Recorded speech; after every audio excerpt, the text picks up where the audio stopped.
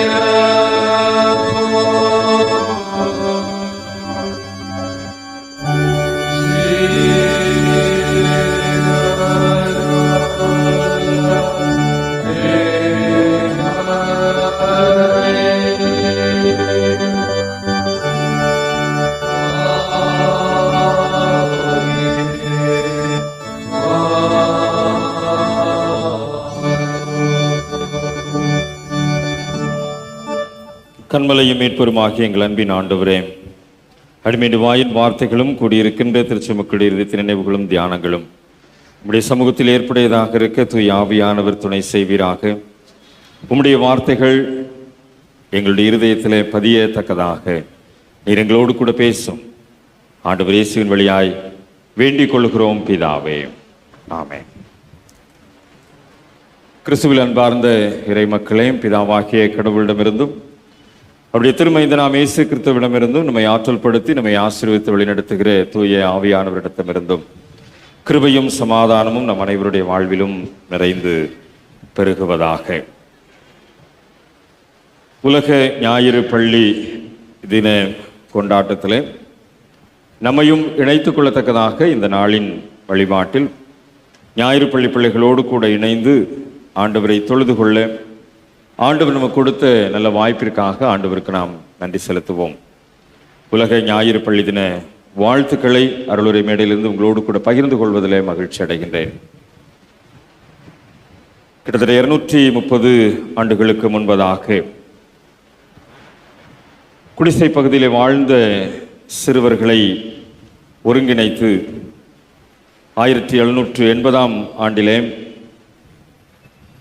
Robert Raikes என்ற ஒரு பத்திரிகையாளர் மிகவும் சின்ன அளவில் தொடங்கினதான் ஞாயிறு பள்ளி.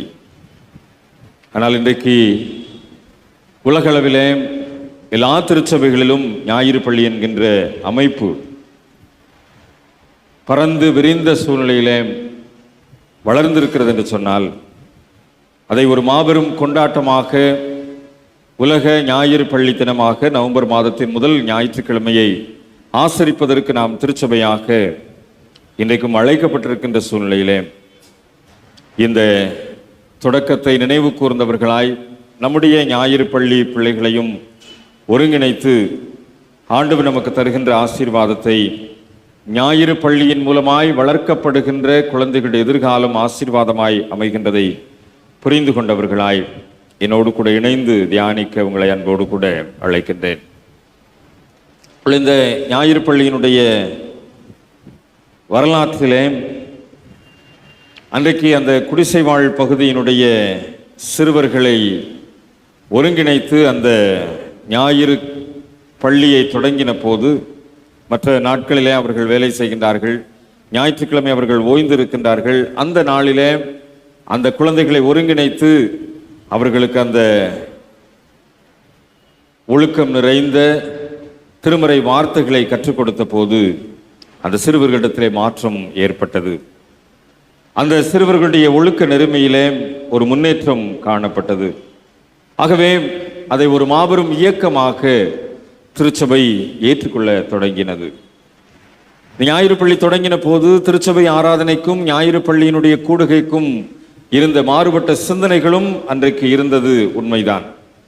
ஆனால் இந்த ஞாயிறு பள்ளியின் மூலமாய் சிறுவர்களுடைய வாழ்க்கையில் மாற்றத்தையும் முன்னேற்றத்தையும் கண்ட திருச்சபை இந்த இயக்கத்தை அங்கீகரித்தது, ஏற்றுக்கொண்டது. இன்றைக்கும் ஞாயிறு பள்ளி இல்லாத ஆலயங்கள் இல்லை என்று சொல்லக்கூடிய வகையிலே உலகளவிலே இது ஒரு மாபெரும் இயக்கமாக, மாபெரும் கூடுகையின் ஒரு வளர்ச்சி படிநிலைமையிலே காணக்கூடியதாக இன்றைக்கு இருக்கின்றதை நாம் பார்க்க முடிகின்றது. ஆலய வழிபாட்டு நேரத்திலோ அல்லது வழிபாடு முடிந்த பிற்பாடோ அல்லது மாலை நேரத்திலோ இந்த ஞாயிறு பள்ளி என்கின்ற அமைப்பை ஒவ்வொரு ஆலயத்திலும், உலகளவிலே ஒவ்வொரு ஆலயத்திலும் நாம் பார்க்க முடிகின்றது. 127ஆம் சங்கீதத்தின் 4ஆம் வசனமும் 128ஆம் சங்கீதத்தின் 3ஆம் வசனமும் பிள்ளைகளுடைய எதிர்காலத்தை திட்டமிடுகின்ற சங்கீதக்காரனுடைய வார்த்தைகளாக அமைந்திருப்பதன் மூலமாக கர்த்தரால் வருகின்ற இந்த சுதந்திரத்தை அல்லது ஒலிவு மர கன்றுகளைப் போல வளர்ந்து கொண்டிருக்கின்ற குழந்தைகளை பாதுகாக்க வேண்டிய பொறுப்பு, உக்ரானத்துவம் பெற்றோருக்கு மாத்திரமல்ல, அது திருச்சபைக்கும் உரியது என்பதை இந்த ஞாயிறு பள்ளியின் மூலமாக வலியுறுத்துகின்ற ஒரு சூழ்நிலையை நாம் இன்றைக்கும் சுதந்திரித்துக் கொள்கின்றோம். இந்த ஞாயிறு பள்ளியின் மூலமாக வளர்க்கப்படுகின்ற குழந்தைகள் அல்லது ஞாயிறு பள்ளியிலே முறையாக கற்றுக்கொள்ளுகின்ற பிள்ளைகள் எதிர்கால திருச்சபையின் தூண்களாக அவர்கள் உருவெடுக்கிறார்கள் என்பதுதான் இன்றைக்கு நாம் அறிந்திருக்கிற மாபெரும் வரலாற்று உண்மை. நம்முடைய குழந்தைகளை வளர்ப்பதிலே நாம் பல்வேறு திட்டங்களை, தீர்மானங்களை நாம் மேற்கொள்ளுகின்றோம், உண்மைதான்.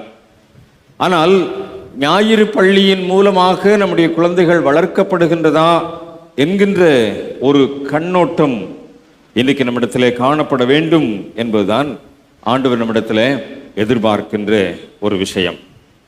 நம்முடைய திருச்சபை மரபுப்படி குழந்தை பருவத்திலேயே பிள்ளைகளுக்கு ஞானஸ்நானம் கொடுக்கின்ற ஒரு முறைமையை நம்முடைய திருச்சபை அங்கீகரித்திருக்கிறது. குழந்தை ஞானஸ்நான முறைமை. இந்த குழந்தை ஞானஸ்நான முறைமையிலே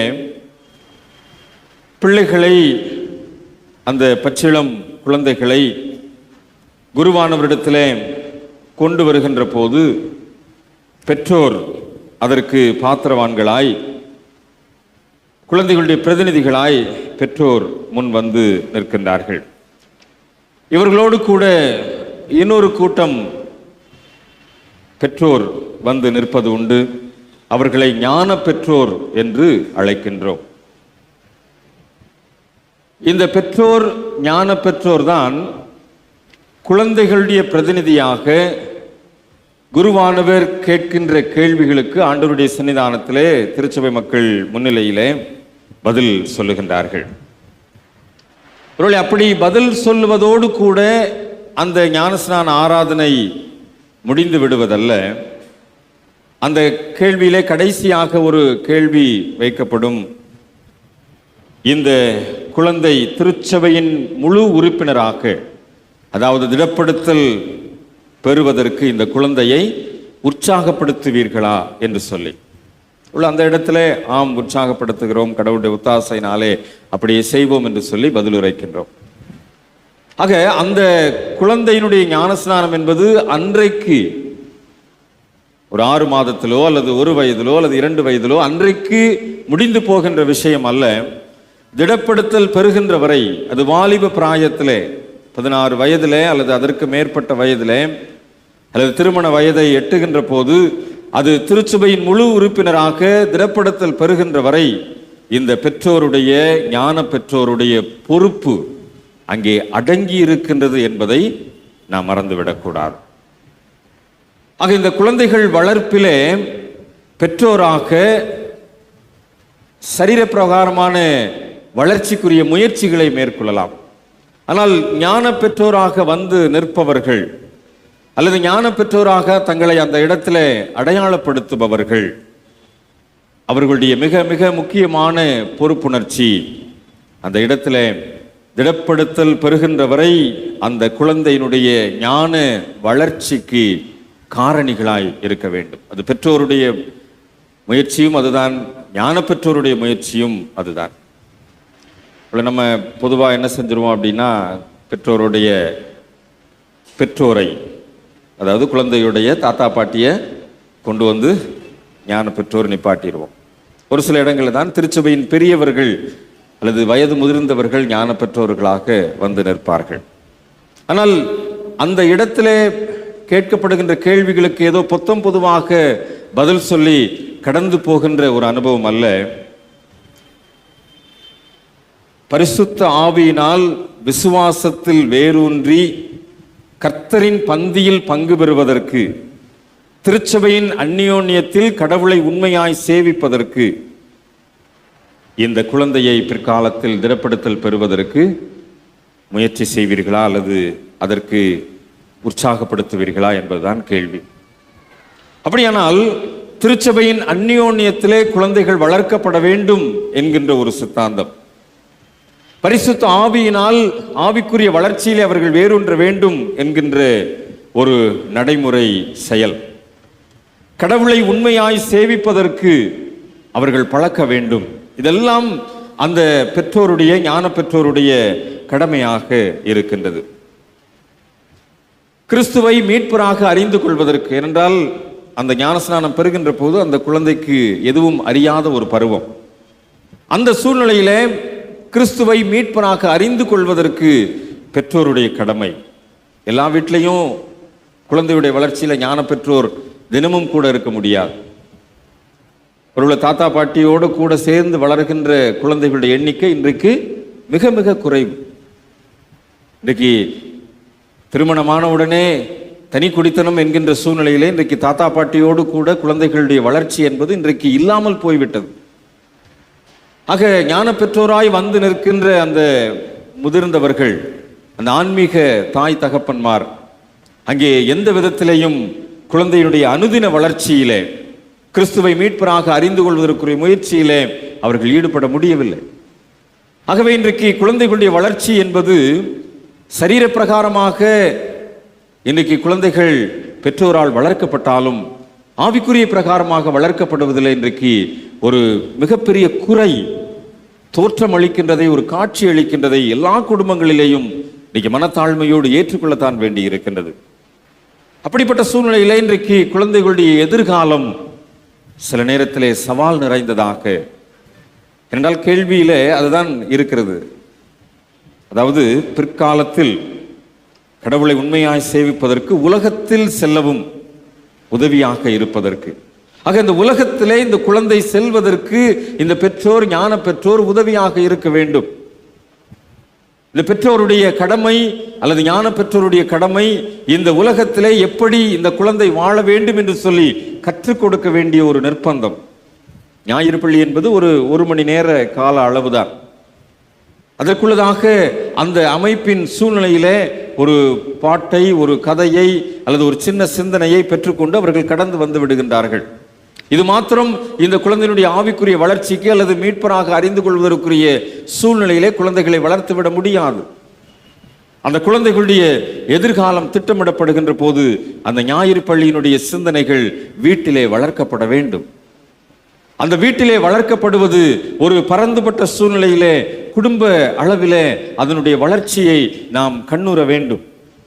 அப்படிப்பட்ட சூழ்நிலையிலே குழந்தையினுடைய எதிர்காலத்தை திட்டமிடுகின்ற பெற்றோராய், ஞான பெற்றோராய் இன்றைக்கு நாம் இருக்கின்ற போது மாத்திரம்தான் நம்முடைய குழந்தைகளை எதிர்காலத்தில் ஒரு நல்ல ஆவிக்குரிய திருச்சபையை உருவாக்குகின்ற பணியாளர்களாய் நாம் அடையாளப்படுத்தப்பட முடியும் என்பதிலே சந்தேகமில்லை. இந்த விண்ணப்ப படிவத்தை, ஞானஸ்நான விண்ணப்ப படிவத்தை உங்களிடத்தில் எழுதி வாங்குவோம். அப்பொழுது பெற்றோருடைய பெயரை எழுதுவீங்க, ஞான பெற்றோருடைய பெயரையும் எழுதுவீங்க. ஞான பெற்றோர் எத்தனை பேர் நிற்பாங்க தெரியுமா? இருக்கிறவங்க எல்லாம் ஞான பெற்றோர் கிடையாது. அந்த குழந்தைக்கென்று எத்தனை ஞான பெற்றோர் வந்து நிற்பாங்க? ஞான பெற்றோரா நின்றுப்பீங்க, பெற்றோரா நின்றுப்பீங்க. சொல்லுங்க, எத்தனை ஞான பெற்றோர்? 3. 1 இல்லை, 3 பேர். தெரியாது, தெரிஞ்சுக்கங்க. 3 பேர் ஞான பெற்றோராக நிற்க வேண்டும். இந்த 3 பேர்ல பெண் குழந்தையாக இருந்தால் 2 பெண்களும் 1 ஆணும் நிற்க வேண்டும். குழந்தை ஆண் குழந்தையாக இருந்தால் 1 ஆணும் 2 ஆண்களும் 1 பெண்ணும் நிற்க வேண்டும். இப்போ இதில் தான் நம்ம வீட்டில் பிரச்சனை வரும். 2 தாத்தா பாட்டிக்கும் பிரச்சனை வரும். 4 பேரும் வந்து நின்றுவாங்க. ஆனால் உங்களுக்கு ரெக்கார்டில் பதிவாகிறது ஆம்பளை பிள்ளைனா 2 தாத்தாவும் 1 பாட்டியும் தான் ரெக்கார்ட் ஆகும். இதுதான் நம்முடைய திருச்சபையின் மரபு. ஆக ஞான பெற்றோர் இந்த 3 பேரும் 16 வயதிலே இந்த குழந்தை திடப்படுத்தல் பெறுகின்ற வரை இந்த குழந்தையினுடைய ஆன்மீக வளர்ச்சியிலே நீங்கள் உடன் இருக்க வேண்டும்.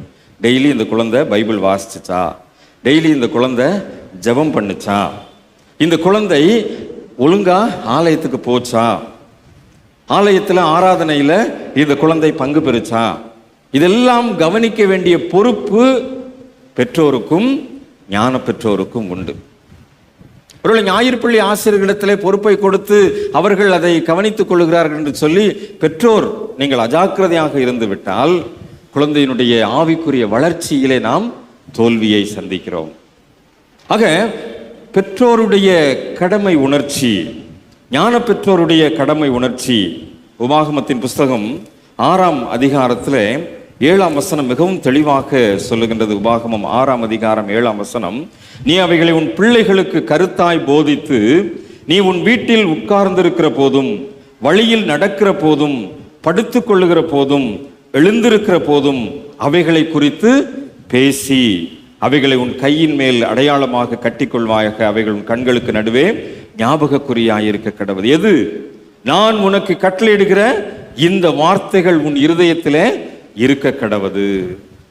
ஆக ஆண்டவருடைய வார்த்தைகள் போதிக்கப்பட வேண்டும். எப்பெல்லாம்? படுத்திருக்கும் போது போதிக்கப்பட வேண்டும், உட்கார்ந்திருக்கும் போது போதிக்கப்பட வேண்டும், நடக்கும் போது போதிக்கப்பட வேண்டும். ஆக இந்த போதனையை பெற்றோராக, ஞான பெற்றோராக நாம் செய்கின்றோமா என்று சொல்லி நீங்கள் உங்களை உய்த்து ஆராய்ந்து சோதித்தறிய அன்போடு கூட அழைக்கின்றேன்.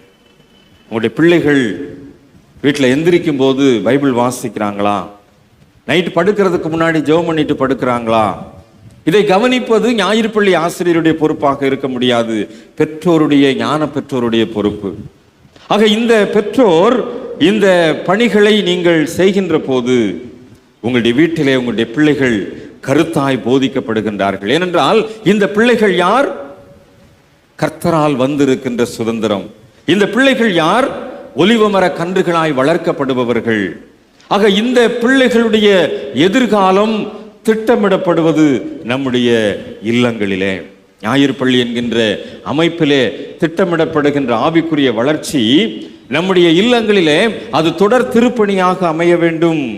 அப்படி அமைகின்ற போதுதான் இந்த பிள்ளைகளுடைய எதிர்காலத்தை ஆவிக்குரிய வாழ்விலே நாம் வளர்க்க முடியும் என்பதிலே சந்தேகமில்லை. குழந்தை பிறந்த உடனே அதை வளர்க்கின்ற போது அதனுடைய சில செயல் திறன்களை பார்க்கின்ற போது நம்ம ஒரு திட்டத்தை வைத்திருப்போம். இந்த குழந்தைய டாக்டர் ஆக்கணும், இந்த பிள்ளைய இன்ஜினியர் ஆக்கணும், ஐடி ஃபீல்டில் பெரிய ஆளாக உருவாக்கணும், ஐஏஎஸ் ஆக்கணும், ஐபிஎஸ் ஆக்கணும், பல திட்டங்கள்.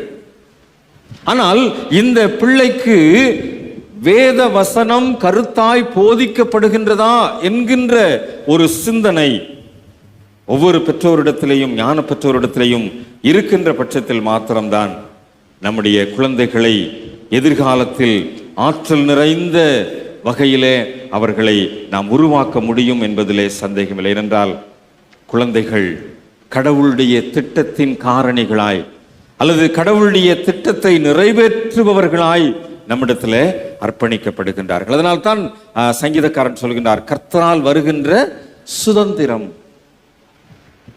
கொஞ்சம் நம்மை நாமே யோசித்து பார்ப்போம். பெற்றோரா வந்து நின்றிருப்போம், ஞான பெற்றோரா வந்து நிற்போம். ஒருவேளை நாம் அந்த உக்ரானத்துவத்தை நிறைவேற்றின பட்சத்தில் நாம் அர்ப்பணித்த அந்த குழந்தை இந்த ஞாயிறு பள்ளி அனுபவத்தோடு வளர்ச்சி அடைகின்றதா என்று சொல்லி, ஞாயிறு பள்ளி அனுபவத்தோடு கூட இந்த குழந்தையினுடைய வளர்ச்சி திட்டமிடப்படுகின்றதா என்பது இன்றைக்கு நமக்கு முன் வைக்கப்படுகின்ற ஒரு சவால் நிறைந்த காரியமாயிருக்கிறது. மோசேயினுடைய பிறப்பு நமக்கு நன்கு தெரியும். இந்த மோசேயினுடைய பிறப்பின் சூழ்நிலையிலே அன்றைக்கு இருந்த ஒரு வன்முறை செயல்பாடுகள் நமக்கு நன்கு தெரியும். அப்பொழுது இந்த மோசே என்கின்ற குழந்தை ஒரு நாணல் பெட்டியிலே வைத்து நதியிலே விடப்படுகின்றது. ஆனால் கடவுளுடைய திட்டம் எப்படி இருந்தது? பெற்றெடுத்த தாயே அந்த குழந்தைக்கு வளர்ப்பு தாயாக நியமிக்கப்படுகின்ற வகையிலே, ஆக அந்த குழந்தை நதியிலே விடப்பட வேண்டிய ஒரு நிர்பந்தம் தான். நதியிலே விட்டு அது எந்த சூழ்நிலைக்கு எதிர்காலம் போகுமோ என்கின்ற ஒரு கேள்விக்குறிதான். ஆனால் கடவுளுடைய திட்டம், அந்த குழந்தையினுடைய தாயே அதை வளர்ப்பு தாயாய் வளர்க்கக்கூடியதுதான் கடவுளுடைய திட்டம். ஆக அந்த சூழ்நிலையிலே மோசேயினுடைய வளர்ப்பு அந்த தாயிடத்தில் உருவானது. ஒரு மாபெரும் விடுதலை தலைவனாய் இஸ்ரேல் மக்களை வழிநடத்தின, ஒரு வனாந்திரத்திலே வழிநடத்தின ஒரு விடுதலை தலைவனாய் நைல் நதியிலே விடப்பட்ட அந்த குழந்தையினுடைய எதிர்காலத்தை கடவுள் திட்டமிட்டிருந்தார். இந்த மோசேயினுடைய பிறப்பு மாத்திரமல்ல, சாமுவேலுடைய பிறப்பு அன்னாளுடைய ஜெபத்தின் மூலமாய், கண்ணீர் நிறைந்த ஜெபத்தின் மூலமாய் சாமுவேலுடைய பிறப்பின் சூழ்நிலை அமைந்து அந்த குழந்தை ஆலயத்திலே கொண்டு வந்து விடப்பட்ட போது, அந்த இடத்திலே ஆண்டாண்டு காலமாய் பணி செய்த ஏலிக்கு தெரியாத மறைபொருட்களை இந்த குழந்தை சாமுவேலுக்கு ஆண்டவர் வெளிப்படுத்தினார்.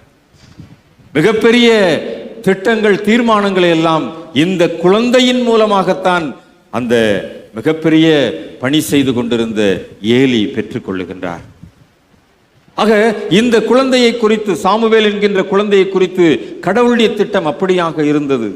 அந்த குழந்தை இந்த உலகத்திற்கு வருவதற்கு முன்பதாக அந்த தாயினுடைய கண்ணீர் நிறைந்த ஜெபம், அந்த தாய் தன்னுடைய இருதயத்தை எல்லாம் ஊற்றி ஜெபித்த ஜெபம், ஒருவேளை அந்த ஆலயத்திற்கு கொண்டு வருவதற்கு முன்பதாக அந்த குழந்தையை குறித்து அந்த வளர்ப்பிலே அந்த தாயினுடைய செயல்பாடுகள், இஸ்ரவேலில் அரசனை அபிஷேகம் பண்ணக்கூடிய தீர்க்கதரிசியாய் அந்த குழந்தையை எதிர்காலத்திலே வளர்த்து கொடுத்தது. அன்பான தாய்மார்களே, உங்களுடைய குழந்தையை குறித்ததான உங்களுடைய கண்ணீர் நிறைந்த ஜெபத்திற்கு அந்த குழந்தையினுடைய எதிர்காலத்தில் ஆண்டவருடைய திட்டமும் தீர்மானமும் நிறைவேறும் என்பதிலே சந்தேகமில்லை. உங்களுடைய குழந்தைக்காக நீங்கள் பாரத்தோடு இருதயத்தை ஊற்றி ஜெபிக்கின்ற ஜெபத்திற்கு ஆண்டவர் எதிர்காலத்திலே அந்த குழந்தையை ஒரு உன்னதமும் உயர்வுமான சூழ்நிலையிலே உருவாக்கி கொடுப்பார் என்பதிலே சந்தேகமில்லை. சாமுவேலுடைய அந்த சாமுவேல் என்ற பிள்ளையாண்டானுடைய எதிர்காலம் அப்படியாய் அமைந்தது. நாம் படிக்க கேட்ட முதல் திருமறை பகுதியிலே அருமையான சிம்சோனுடைய பிறப்பு பதிவு செய்யப்பட்டிருக்கின்றது. அந்த சிம்சோனுடைய பிறப்பு அங்கே பதிவு செய்யப்பட்டிருக்கின்ற சூழ்நிலையிலே அந்த தாய்க்கு அறிவிக்கப்பட்ட நிலைப்பாடுகள், அந்த பகுதியை நீங்கள் மறுபடியும் வீட்டில் சென்று படித்து பாருங்கள். அந்த எதிர்காலம், அந்த சிம்சோன் எப்படியெல்லாம் ஆற்றல் நிறைந்தவனாய் செயல்பட்டான். கடவுளுடைய திட்டம் அந்த சிம்சோனுடைய பணியிலே இருந்தது. கடவுளுடைய வழிநடத்தல் அந்த சிம்சோனுடைய திருப்பணியிலே காணப்பட்டது. எப்படிப்பட்ட ஒரு ஆற்றல் நிறைந்த பணியாளனாய் ஆண்டவர் அங்கே சிம்சோனை பயன்படுத்தினார் என்பது அங்கே பதிவு செய்யப்பட்டிருக்கின்ற ஒரு விஷயம். நாம் படிக்க கேட்ட மூன்றாவது திருமறை பகுதி யோவான் ஸ்நானகனுடைய பிறப்பையும் நீங்கள் பாருங்கள். அந்த குழந்தை எப்படிப்பட்டதோ கேள்வியோடு கூட அந்த குழந்தையினுடைய அர்ப்பணிப்பு அங்கே சொல்லப்படுகின்றது. யோவான் ஸ்நானகனுடைய பிறப்பின் சூழ்நிலையும் அங்கே அந்த தகப்பனும் தாயும் அந்த குழந்தையை வயது சென்ற சூழ்நிலையை பெற்றெடுத்து அங்கே இந்த உலகத்திற்கு அடையாளப்படுத்தப்பட்ட போது காணப்பட்ட எதிர்கால சிந்தனைகள். கிறிஸ்துவில் அன்பானவர்களே, குழந்தைகள் கர்த்தரால் வரும் சுதந்திரம் என்று சொன்னால், கற்பத்தின் கனி அவரால் கிடைக்கின்ற பலன் என்று சொன்னால், குழந்தைகள் மூலமாக கடவுள் சில திட்டங்களை நிறைவேற்றுவதற்கு குழந்தைகளை பயன்படுத்துகிறார் என்பதை நாம் மறந்து போகக்கூடாது. குழந்தைகள் கடவுளுடைய சித்தத்தை நிறைவேற்றுபவர்களாக அங்கே அடையாளப்படுத்தப்படுகின்றார்கள் என்பதை நாம் மறந்து போய்விடக்கூடாது. இந்த நவம்பர் மாதத்திலே இந்த முதல் ஞாயிற்றுக்கிழமை நமக்கு அகில உலக ஞாயிறு பள்ளி தினமாக அனுசரிக்கப்படுகின்றது. நவம்பர் மாதத்தின் 14ஆம் தேதி நமக்கு அனைவருக்கும் தெரியும் குழந்தைகள் தினமாக அனுசரிக்கப்படுகின்றது. நம்முடைய திருச்சபை மரபுப்படி நவம்பர் மாதத்தின் 3வது ஞாயிற்றுக்கிழமை பெண் குழந்தைகளின் ஞாயிறாக ஆசரிக்கப்படுகின்றது. ஆக இந்த நவம்பர் மாதம் குழந்தைகளுடைய வளர்ச்சி அல்லது குழந்தைகளுடைய எதிர்காலத்தை குறித்து சமூக அளவிலும் சரி, திருச்சபை அளவிலும் சரி திட்டமிடுகின்ற அல்லது அவைகளை சிந்திக்கின்ற காலமாக இந்த நவம்பர் மாதத்தின் சிந்தனை அமைந்திருக்கின்றது. ஆக நம்முடைய குழந்தைகளை குறித்து திரும்ப திரும்ப திட்டமிடுவதும் தீர்மானிப்பதும் இந்த நவம்பர் மாதத்தில் நமக்கு கொடுக்கப்படுகின்ற ஒரு காரியமாக இருக்கின்றது. நாம் சற்று நம்முடைய குழந்தைகளை குறித்து யோசிப்போம். இவர்கள் தேவனுடைய திட்டத்தை நிறைவேற்றுகின்ற கருவிகள். இவர்கள் ஆண்டவருடைய சித்தத்தை இந்த உலகத்திற்கு அடையாளப்படுத்தப்படுகின்ற செயல்பாட்டாளர்கள் என்கின்ற சிந்தனையோடு கூட நம்முடைய குழந்தைகளை கர்த்தரால் வந்த சுதந்திரத்தை நாம் சந்திப்பதற்கும் அவர்களை உருவாக்குவதிலேயும் நம்முடைய பங்களிப்பை நிறைவாய் பயன்படுத்த நாம் அழைக்கப்படுகின்றோம். இந்த குழந்தைகள் கடவுளுடைய திட்டத்தை மாத்திரம் நிறைவேற்றுகின்றவர்கள் அல்ல, கடவுளுடைய ஆற்றலை வெளிப்படுத்துகின்றவர்களாகவும் இந்த குழந்தைகள் காணப்படுகின்றார்கள். அதைத்தான் நாம் படிக்க கேட்ட நற்செய்தி வாசகத்திலே நாம் யோவானுடைய பிறப்பின் மூலமாய் அறிந்து கொள்ளுகின்றோம். கடவுளுடைய ஆற்றலை வெளிப்படுத்தக்கூடிய ஒரு சிந்தனை, அதாவது உலகத்தின் சவால்களை எதிர்கொள்ளக்கூடிய ஒரு ஆற்றல் கடவுளிலிருந்து வருகின்ற ஆற்றல். அந்த ஆற்றலை வெளிப்படுத்தக்கூடிய கருவிகளாய் இந்த குழந்தைகளை ஆண்டவர் பயன்படுத்துகின்றார்.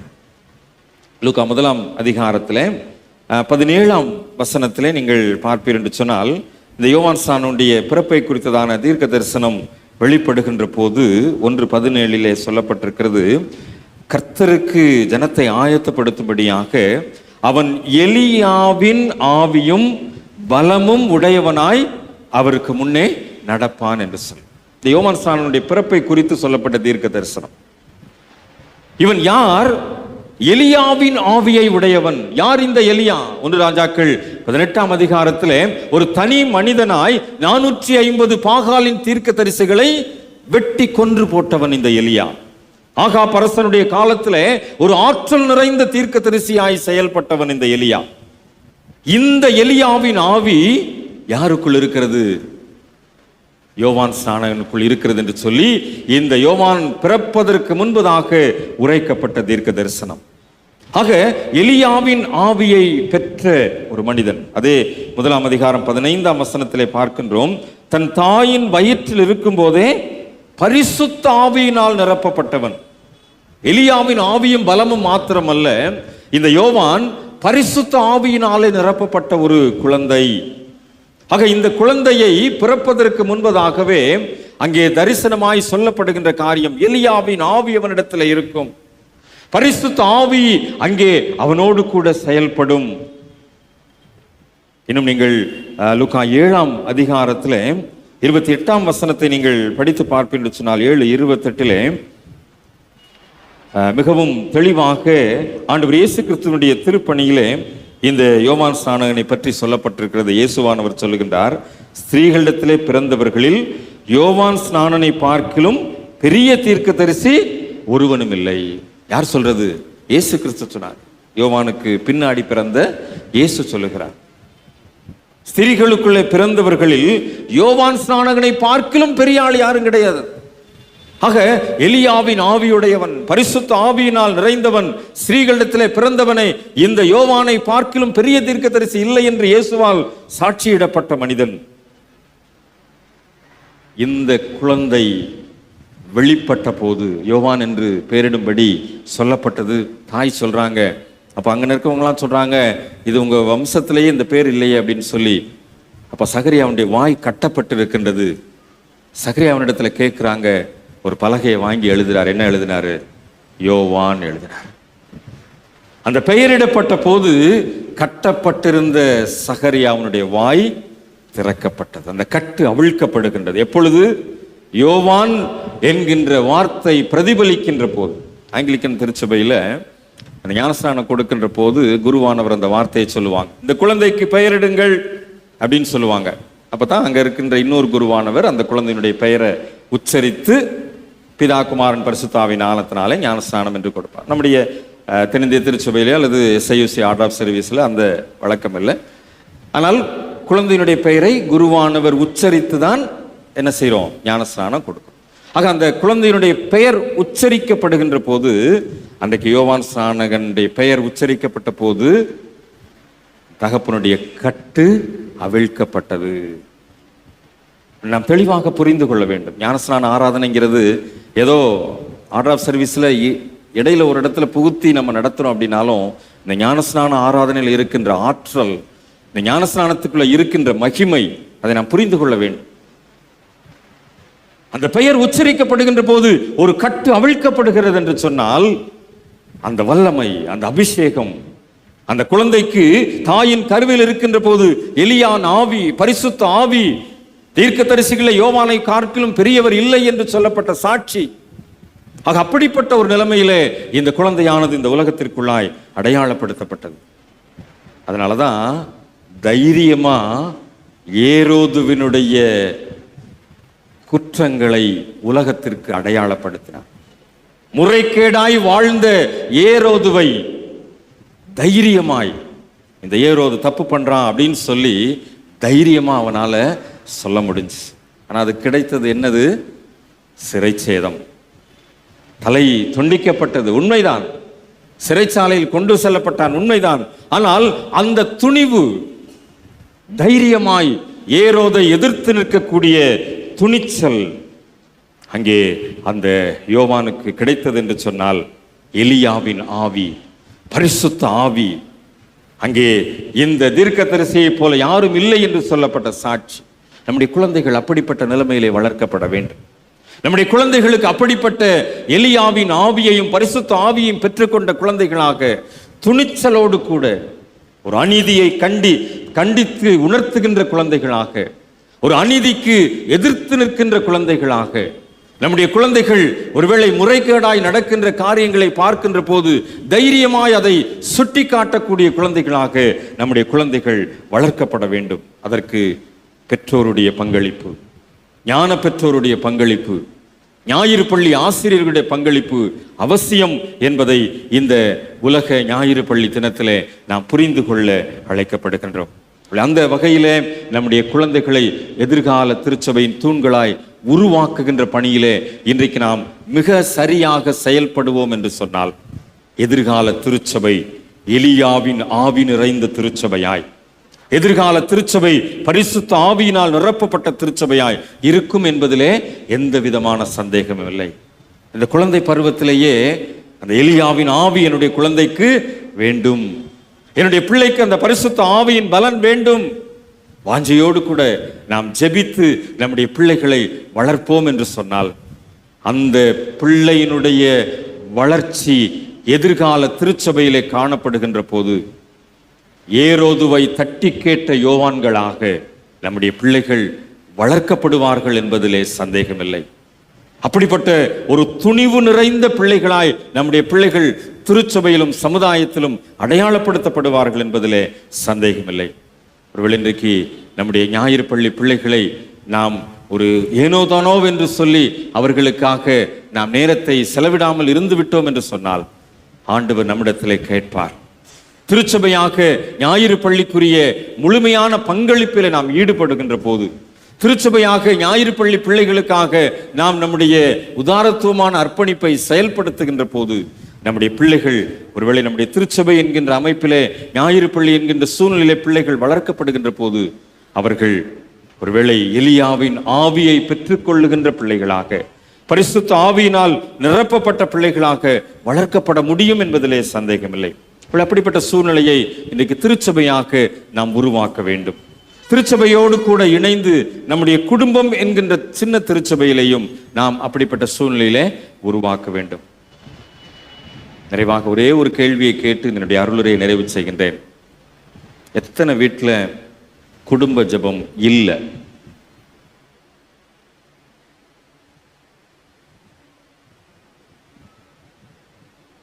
ஓரிரு கரங்களை பார்க்கிறேன்.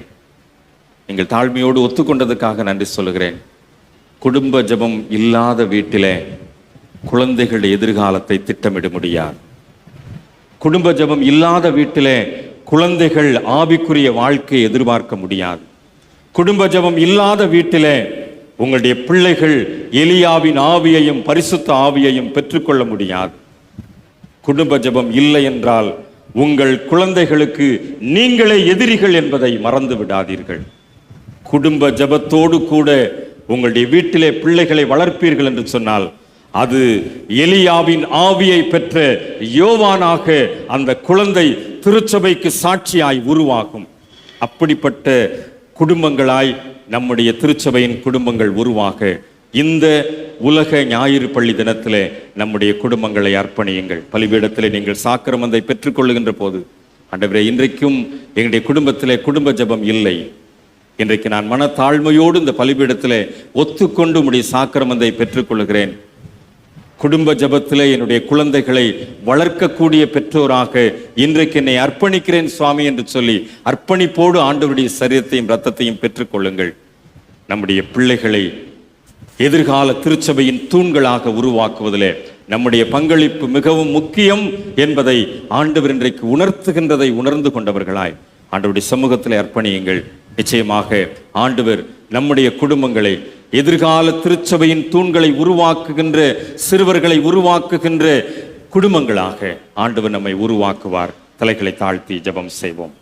கிருபை நிறைந்த நல்ல ஆண்டவரே, ஞாயிறு பள்ளி தின வழிபாட்டில் நாங்கள் பெற்றுக்கொண்ட சிந்தனைகளை ஆண்டவரே, மோசே என்ற குழந்தை, சாமுவேல் என்ற குழந்தை, சிம்சன் என்ற குழந்தை, யோவான் என்ற குழந்தை எப்படியெல்லாம் வளர்க்கப்பட்டது என்று சொல்லி நாங்கள் அறிந்து கொண்டதின் அடிப்படையிலே நாங்கள் இன்றைக்கு எங்களுடைய குழந்தைகளை வளர்ப்பதிலே பொறுப்புணர்ச்சி உடையவர்களாக எங்களை நாங்கள் உருவாக்கி கொள்ள உதவி செய்யும் சுவாமி.